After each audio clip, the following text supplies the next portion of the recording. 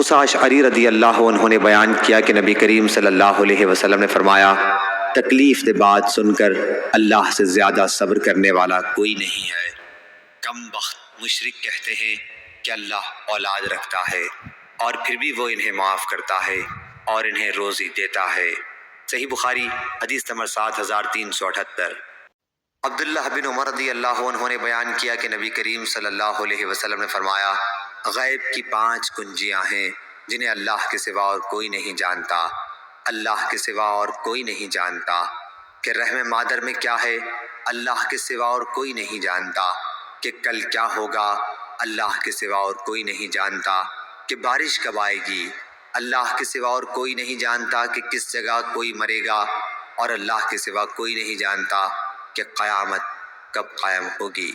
صحیح بخاری حدیث نمبر 7379۔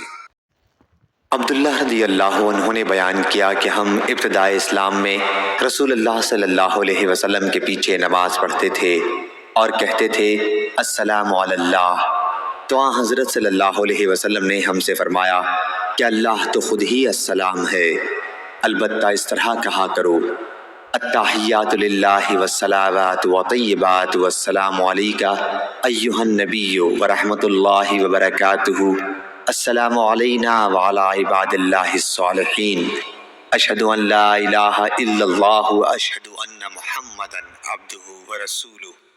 صحیح بخاری حدیث نمبر 7381۔